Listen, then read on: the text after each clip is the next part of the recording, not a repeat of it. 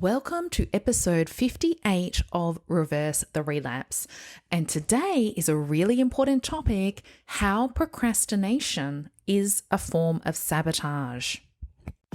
You're in the right place if you're ready to stop the sabotage and weight regain post weight loss surgery and start losing again. Hi, I'm Georgie. I'm a psychologist who works in the area of emotional eating, sabotage, and weight regain for weight loss surgery patients. I work both in a weight loss surgery clinic as well as supporting women online to reverse the relapse. I honestly believe that psychology should be a mandatory part of everyone's weight loss surgery journey. Your body has had an upgrade to version 2.0 after surgery, but your mind has been operating at version 1.0. You're here to update your mind to match your body and get back on your weight loss path, and I'm here to help you.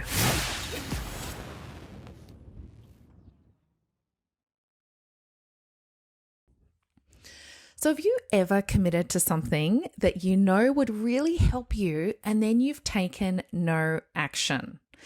So it got me thinking about procrastination as a form of sabotage, and I thought it would be great to explore this on the podcast, as I think this can be a common block for many listeners. Now, we know that sabotage is sneaky. It happens at that subconscious level. So that's 90% of who we are. It's the part of us that is otherwise submerged or hidden. It's kind of like it all happens under the radar. And sabotage looks like resistance. We can't seem to get started, or we may even get started and we're actually feeling good and then we stop, right? So a simple example might be exercise. We might join a gym and then we can't get started. We get so excited thinking about joining the gym and then we do nothing. Or we get started and then we feel good and we're in our routine, we're feeling good about ourselves, and then we stop and then we can't get back into it. It also could be doing the inner work as well. So I know in my MBT program, I have approximately 10 minutes of homework for participants a day. Super powerful tools that rewire your brain around your eating and weight. We know the impact, we know the benefits, and yet so many of us put it off, right? Sabotage and resistance is procrastination. So we know that experiencing any form of resistance when it sounds like excuses.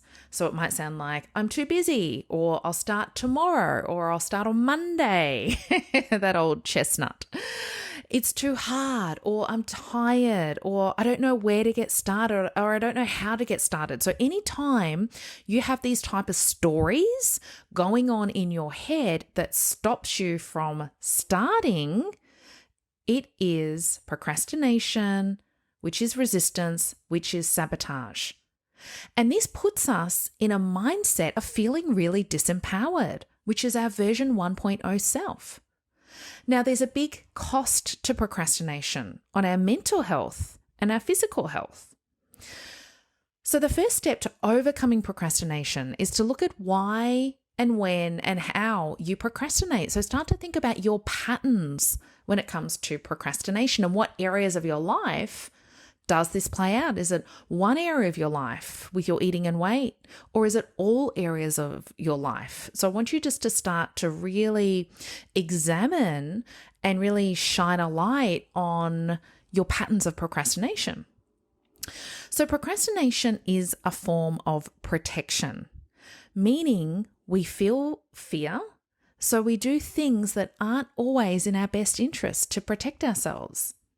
So no one does this to genuinely feel bad, right? No one does this at a conscious level. We do it to temporarily relieve our inner fears. Now, most of the time, this attempt to protect ourselves happens at that subconscious level. The root cause of procrastination is almost always based on some kind of fear, which I'll mention in a moment.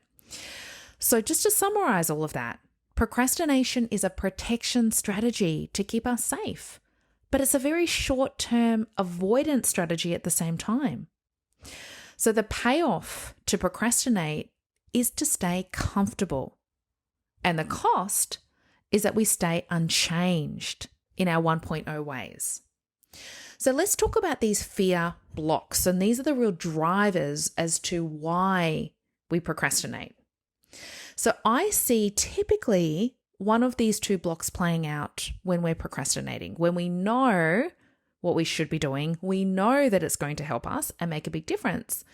And yet we don't do it. We actually engage in other activities that actually are unhelpful, like scrolling social media. Like we could have spent 10 minutes doing something that is going to make a big difference every day. But instead we spend half an hour on social media numbing out or watching Netflix or whatever it might be. We have the time, but there's some fear that's driving this procrastination behavior, which is leading to sabotage and keeping us stuck and unchanged. So the first block I see playing out is this fear of failure. So will this work? Will this work for me? Is this going to be another one of those things that I commit to and it doesn't work? So it's almost like this limiting belief that if I don't get started, so I sign up, I commit to something that I know that's really going to help me, and then I'm personally responsible by showing up and doing the work. It's almost safer to sign up and commit to something and not take action, right? And waste that opportunity. It's safer to do that than to actually really step into it, both feet in 100% and just throwing everything into it. Because what if I do give it 100% and I still fail, right? For many women, that's the worst case scenario, and that's just too confronting. So it's safer to commit to something, to have all the good intentions and then do nothing, than it is to commit and go for it 100% and still feel like a failure, quote unquote. Again, that's just the fear. So the next block that I see playing out is a fear of success. What if it does work? What if I feel better? Who would I be? Like, this can challenge our identity, right? Because I've only seen myself as a failure. What if this does work? What does that mean about my identity? Because I'm used to failing. I'm used to struggling. I'm used to this being hard work. So what also needs to change if this does work, right? Because anytime there is change, it has a spillover effect. What if I feel good about myself? What if I increase my self-worth? So it's almost like we want to change, we want to be our 2.0 self, but then we're also scared of it at the same time and we run away from that. So which one is resonating with you? And sometimes it can be a bit of both as well. So the secret to change is to commit to yourself, to come up with a plan and follow through on that plan, aka doing the work. We have to show up for ourselves and do the work and take that personal responsibility. And here's the real secret sauce here, is you commit, you follow through and do the work, even when you don't feel like it. Even when your mind is telling you all those different stories, you're too tired, you're too busy, it won't work, start on Monday, right? We hear those stories and then we choose to actually follow through on our commitments anyway. And the thing is, once you start doing the work, the procrastination melts away and you feel so much more empowered and you wish that you started earlier. I see far too many women waiting to feel like doing the work, whether that's the inner work, whether that's the outer work. So they're waiting for the motivation to go to the gym. Guess what? It doesn't happen like that. We feel motivated once we actually start taking action, once we start doing the work. So taking action consistently and showing up for ourselves, even when we don't feel like it, when we have all those stories going on in our head trying to talk us out of it, we say, stop it. We acknowledge them. We say, stop it. And we actually do the work and follow through anyway. That's how we change. So here's the thing. Change is all about stepping into the unknown. It stretches us outside of our comfort zone because you can't change and be comfortable at the same time. You have to choose comfort or change because you can't have both. So here are a few questions for you to consider. What's one thing that you've been procrastinating over that you know would really help you step into your 2.0 self? So just choose one. Let's make it super simple. So is it exercising? Is it doing any of the inner work? Is it about anything with your planning of your meals or prepping, etc.? What's underneath that procrastination? So what is it that you are scared of? Maybe it is that fear of failure. Maybe it is not trusting yourself to follow through. Maybe it is fear of success. What if this does work? What if I feel better about myself? Can I trust myself to take consistent action as well? And then finally, can you feel the fear and do it anyway? Because taking action is the best antidote to procrastination. If you're serious about change, if you're serious about stepping into your 2.0 self, you just realize and can identify that they're just stories going on in your head anytime you take positive steps forward. You acknowledge those stories, you say, stop it, and you do it anyway. That is how you're going to change, and you show up every day and rinse and repeat and rinse and repeat.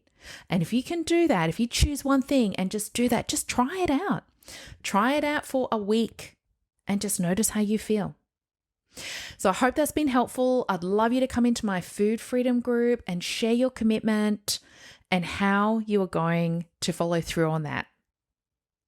Thank you for being here. I appreciate you all, and I'll see you in the next episode.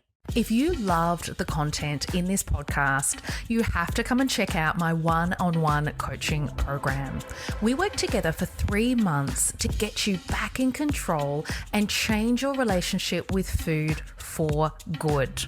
Now, I only have limited places available every month, so go to my website and click Work With Me.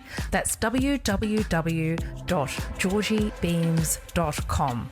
See you over there.